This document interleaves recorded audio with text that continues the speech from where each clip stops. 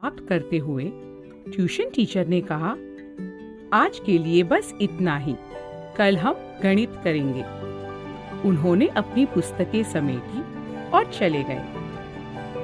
उनके पीछे बच्चों ने उन पर हंसना शुरू कर दिया। रिया ने उनकी नकल उतारते हुए कहा, कल हम गणित करेंगे। बच्चों को और भी हंसी आई। जोर से हंसते हुए सब मिलकर टीचर की खिल्ली उड़ाने लगे। अरे, वे हमें क्या गणित सिखाएंगे। तभी नानी कमरे में आई और उन्होंने उनकी बातें सुन ली। नानी को अच्छा नहीं लगा। बच्चों को फटकारते हुए वे बोली, अध्यापकों का मजाक उड़ाना अच्छी बात नहीं होती। तुम्हें उनका आदर करना चाहिए। आज तुम सब वुडवर्ल्ड जंगल के जानवरों की एक कहानी सुनो। वुडवर्ल्ड जंगल स्कूल में परीक्षा चल रही थी। एडी गॉर्जी, हम्पी एजे और डीजे पूरी तैयारी करके आए थे। कक्षा में बैठकर वे प्रतीक्षा कर रहे थे कि अध्यापक उन्हें प्रश्न पत्र बांटना शुरू करे। उनकी अध्यापिका मिस फॉक्सी कक्षा में आई। एक एक कर उन्होंने सब विद्यार्थियों को प्रश्न पत्र बांटे। जल्द ही विद्यार्थी अपने उत्तर लिखने में व्यस्त हो गए और मिस फॉक्सी अपनी सीट पर लौट आई। वे कुछ थकी हुई सी लग रही थी। उन्होंने अपना गला साफ किया और थोड़ा सा खांसी भी। बच्चे अपने उत्तर लिखते जा रहे थे। कुछ देर बाद मिस फॉक्सी ने फिर से अपना गला खनकारा। उनकी आंखों में से पानी भी आ रहा था। उनकी तबीयत ठीक नहीं लग रही थी। वे दोबारा खांसी। कालू, चिट्टा और बंटू हंसने लगे। वे क्लास के दुष्ट विद्यार्थियों में से थे। परीक्षा के कारण क्लास में सन्नाटा था। बेचारी मिस फॉक्सी, उनकी तबीयत काफी खराब लग रही थी। उन्हें फिर से गला साफ करते समय खांसी उठी। कालू, चिट्टा और बंटू ने एक दूसरे को आंख मारकर इशारा किया। वे मिस फॉक्सी की नकल करने लगे। तबीयत ठीक न होने के कारण मिस फॉक्सी का ध्यान उन पर नहीं गया। एडी और उसके दोस्तों को अच्छा नहीं लगा। उन्हें ऐसा लग रहा था कि कालू, चिट्टा और बंटी अपनी अध्यापिका का निरादर कर रहे थे। परीक्षा के लिए ट्रिंग ट्रिंग ट्रिंग समय पूरा हुआ और घंटी बज गई। मिस फॉक्सी ने कमजोर आवाज में कहा, लिखना बंद करो और अपने पेपर मुझे दे दो। बच्चे उनकी मेज पर आते गए और अपने पेपर थमाते गए। कालू, चिट्टा और बंटू फिर हंसे। अपने पेपर मिस फॉक्सी की मेज पर रखते हुए वे जोर जोर से खांसते गए और अपने गले खनकारते रहे। एडी, हम्पी, गॉर्जी, एजे और डीजे ने उन्हें घूर के देखा। तभी उन्हें किसी खतरे का आभास हुआ।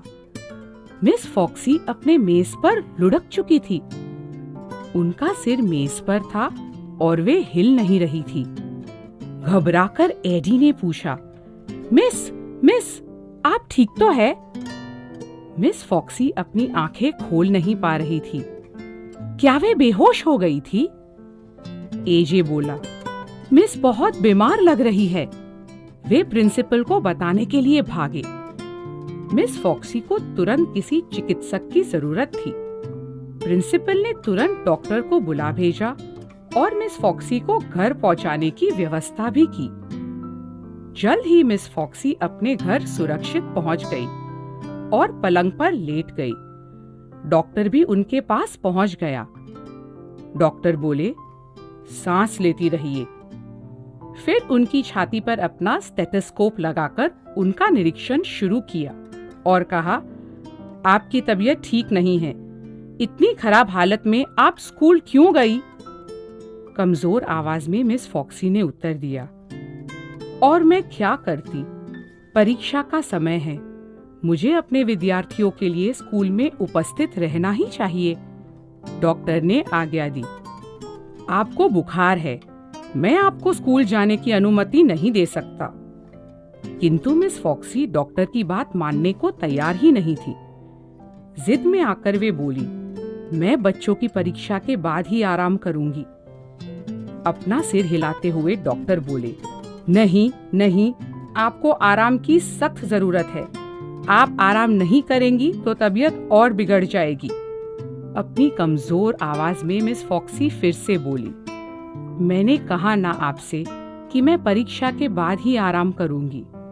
मुझे प्रतिदिन स्कूल जाना होगा क्योंकि विद्यार्थियों को मेरी जरूरत है। एडी, गॉर्जी, हम्पी, एजे और डीजे के दिल पसीज गए। मिस फॉक्सी के मन में उन सब का कितना ख्याल था। बच्चे परीक्षा अच्छे से लिख पाए, इसलिए वे अपनी सेहत तक की परवाह नहीं कर रही थी। बस बच्चे अब केवल इतना चाहते थे कि मिस फॉक्सी जल्द ही स्वस्थ हो जाए। डॉक्टर ने एक बड़ा इंजेक्शन तैयार किया।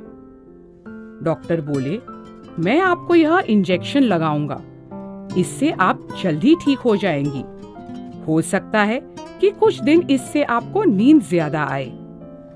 तुरंत मिस फॉक्सी ने विद्रोह किया, अगर इस सुई से मुझे नींद आएगी तो मुझे यह नहीं लगवानी। मैं आपसे कह चुकी हूँ कि परीक्षा के बाद मैं आपकी हर बात मानने के लिए तैयार हूँ। कालू, चिट्टा और बंटू देख रहे थे। उन्होंने मिस फॉक्सी की बात भी सुनी। वे चौंक गए, साथ में उन्हें शर्म भी आई। जिस अध्यापिका का वे इतना मजाक उड़ा रहे थे, वे उनके लिए कितनी चिंतित थी। डॉक्टर ने इंजेक्शन उठाया। वह सुई लगाने ही वाला था कि अचानक मिस फॉक्सी ने अपनी बाह हटा ली। यह क्या हुआ? सुई तो खुद डॉक्टर को ही लग गई। अरे अरे, चिल्लाते हुए डॉक्टर कुर्सी पर गिर पड़े। मिस फॉक्सी पलंग पर उठ बैठी और बोली, डॉक्टर, मुझे माफ कीजिए। मैं ऐसी कोई दवाई नहीं चाहती जिससे मुझे नींद आए, और जब तक परीक्षा चल रही है मैं रोज स्कूल जाऊंगी। मैं अपने विद्यार्थियों के साथ धोखा नहीं कर सकती, कभी भी नहीं। एडी और अन्य चिंतित विद्यार्थी जो उनके पास ही खड़े थे, उन सब से वे बोली, बच्चों, मैं ठीक हूँ, मेरी चिंता मत करो। मैं तुम्हारी परीक्षा के बाद ही आराम करूंगी। कालू, चिट्टा और बंटू के सिर शर्म से झुक गए। अगले दिन एडी और उसके दोस्त कालू, चिट्टा और बंटू से मिले। एडी गुस्से से बोला, तुम लोगों को शर्म नहीं आती? तुम लोग मिस फॉक्सी का कितना मजाक उड़ा रहे थे। अब तुम्हें समझ आया कि वे हमारा कितना ख्याल रखती है। हम्पी भी बोल पड़ा, 10 दिन से उनकी तबीयत खराब चल रही थी, फिर भी उन्होंने एक दिन भी छुट्टी नहीं ली, सिर्फ इसलिए ताकि हमारी परीक्षा ठीक से हो जाए। कालू और चिट्टा बोले, हमें अपने किए पर शर्म आ रही है। हमें नहीं पता था कि उनकी तबीयत खराब थी। डीजे ने कहा, कुछ भी हो, हमें अपने अध्यापकों को हर हाल में आदर करना चाहिए। कालू, चिट्टा और बंटू ने एक साथ वादा किया, आगे से कभी भी हम किसी भी अध्यापक का निरादर नहीं करेंगे। यह तय था कि यह सबक वे कभी नहीं भूलने वाले थे। कहानी सुनते ही रिया सोच में पड़ गई। अंत में उसने कहा, नानी, मैं आपका मतलब समझ गई।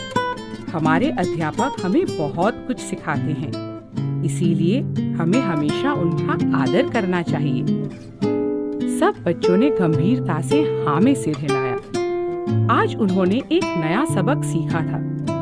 अब नानी को तसल्ली हुई। वे जानती थी कि बच्चे याद रखेंगे कि अध्यापक हमेशा आदरणीय होते हैं। हमने क्या सीखा? हमेशा अपने अध्यापकों का आदर करो। तुम्हारी सफलता में इनका बहुत बड़ा